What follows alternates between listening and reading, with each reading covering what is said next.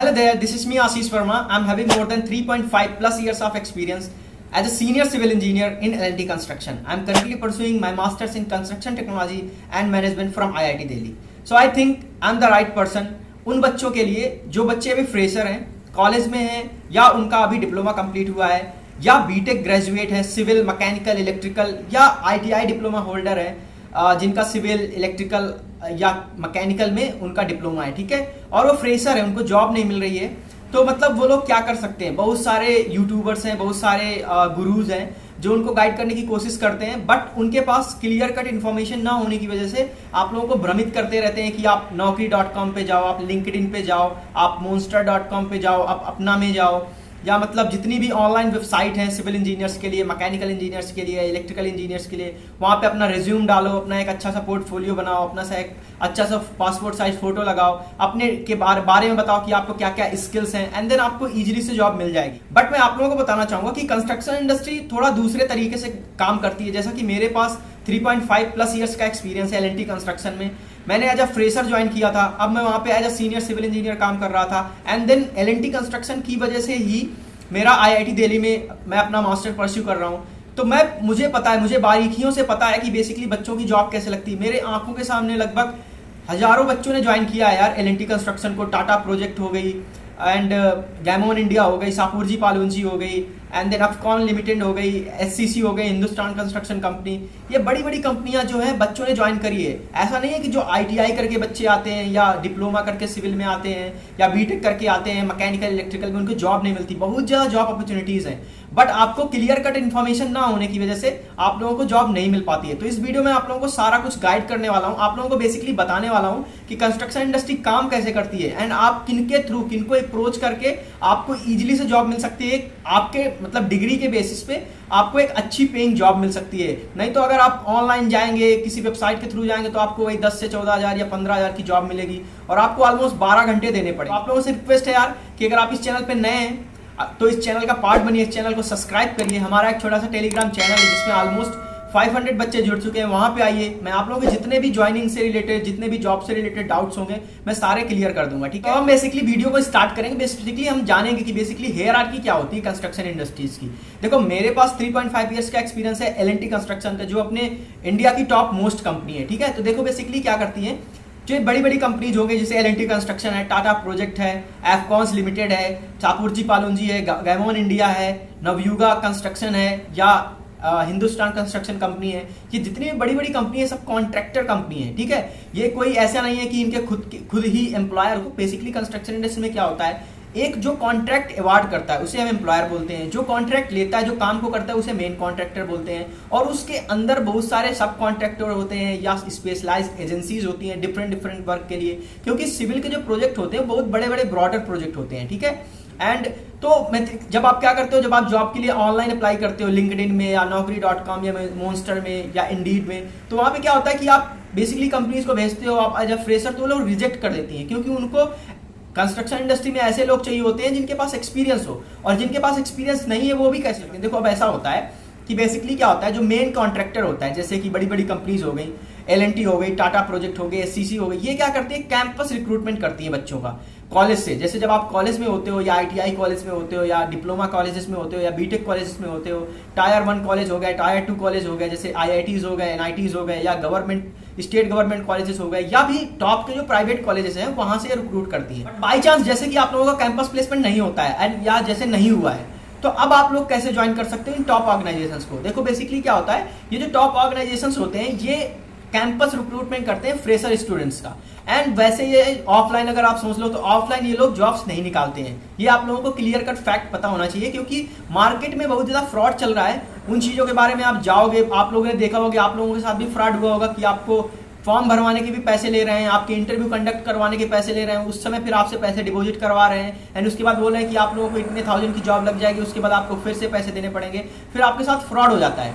And आप अपने valuable जो अर्निंग मनी होती है अपने फादर्स की या मदर्स की, वो अराउंड 10,000 20,000 गंवा देते हो। लेकिन ये प्राइवेट ऑर्गेनाइजेशन, जितने भी बड़े बड़े ऑर्गेनाइजेशन हैं, ये कोई भी फी नहीं लेते हैं फॉर्म भरवाने के, ठीक है। तो बेसिकली ये कैंपस रिक्रूटमेंट करते हैं। अब जब आपका कैंपस रिक्रूटमेंट नहीं हुआ है, कोई भी बच्चा हो, तो वो कैसे ज्वाइन, तो बेसिकली क्या होता है, ये जो कॉन्ट्रैक्टर होते हैं इनके अंदर तमाम सब कॉन्ट्रैक्टर होते हैं, जैसे कि लेबर कॉन्ट्रैक्टर हो गया, मटेरियल कॉन्ट्रैक्टर हो गए, या किसी टेस्टिंग एजेंसीज हो गई, या मतलब जैसे कोई मेन कॉन्ट्रैक्टर है तो उसके पास बहुत सिविल के वर्क है, बहुत बड़ा बड़ा सिविल का वर्क है, तो कुछ छोटी छोटी एजेंसीज होती हैं, छोटे छोटे जो नए मतलब नए ओनर्स होते हैं, जो नए नए मतलब कॉन्ट्रैक्टर्स अभी सिविल इंडस्ट्री में आ रहे हैं, वो लोग एक पर्टिकुलर वर्क ले लेते हैं, पर्टिकुलर बिल्डिंग ले लेते हैं। तो बेसिकली उन लोगों के थ्रू आप इन बड़ी कंपनियों में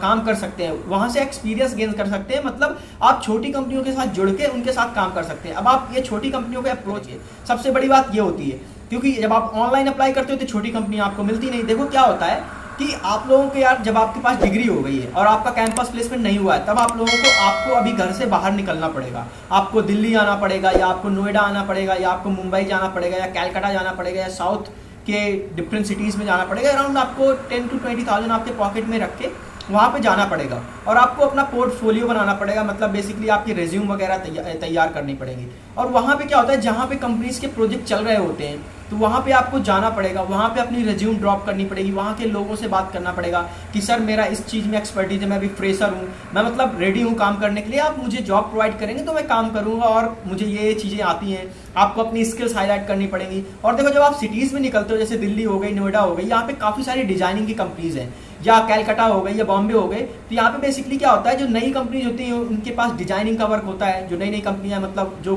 बड़े बड़े कॉन्ट्रैक्टर्स फर्म्स होते हैं उनको डिजाइन प्रोवाइड करती हैं, तो ईजिली से आपको 18 से 25,000 की जॉब मिल जाती है अगर आपके पास बेसिक नॉलेज है ऑटोकैड का एंड प्राइमवेरा का एंड स्टैट प्रो का। ठीक है, ये अगर आपके पास बेसिक नॉलेज है तो अब अगर आप बाहर सिटीज़ में आएंगे तो आपको ईजिली से जॉब मिल जाती है। अब रही बात जब आप सिविल इंजीनियर की तरह या साइट इंजीनियर की तरह मैकेनिकल, इलेक्ट्रिकल या सिविल इंजीनियर्स कैसे काम करोगे, या फ्रंट लाइन सुपरवाइजर जो होते हैं आईटीआई होल्डर है वो कैसे काम करेंगे, तो बेसिकली क्या होगा कि आपको वहाँ पे जाना पड़ेगा जहाँ पे भी काम चल रहा है बड़ी कंपनियों का, उनके अंदर जो सब कॉन्ट्रैक्टर्स काम कर रहे हैं या लेबर कॉन्ट्रैक्टर काम कर रहे हैं, तो वहाँ पे आप लोगों को वहाँ से मिलना पड़ेगा, क्योंकि जो छोटे छोटे ऑर्गेनाइजेशंस होते हैं, जो सब कॉन्ट्रैक्टर्स होते हैं, उनको बेसिकली साइट सुपरविजन के लिए एजुकेटेड, जो हाईली एजुकेटेड बंदे हैं, जिनके पास डिप्लोमा है या जिनके पास डिग्री है, वो चाहिए होते हैं। तो वो ईजिली से आपको 20,000 25,000 प्रोवाइड करते हैं। उसके साथ साथ आपको एकोमोडेशन भी प्रोवाइड कर देते हैं, मतलब फूडिंग वगैरह का सब कुछ प्रोवाइड कर देते हैं। हाँ, थोड़ा वर्किंग आवर्स आपके लॉन्ग हो सकते हैं, अराउंड 10 to 12 आवर्स हो सकते हैं, बट वहाँ पे जाने के बाद आपको ईजिली से जॉब मिल सकती है। देखो यार, मैंने देखा है मेरे 3.5 प्लस ईयर्स के एक्सपीरियंस में बच्चे जिनके पास जॉब नहीं थी, मैंने खुद कई बच्चों को मतलब जब वहाँ पे रिक्वायरमेंट होती है सब कॉन्ट्रैक्टर को, तो मेरे नज़र में जो बच्चे होते हैं मैं उनको रिकमेंड कर देता था कि हाँ ये बच्चा भी ग्रेजुएटेड है, इसके पास ये सारी स्किल्स हैं, यहाँ पे आप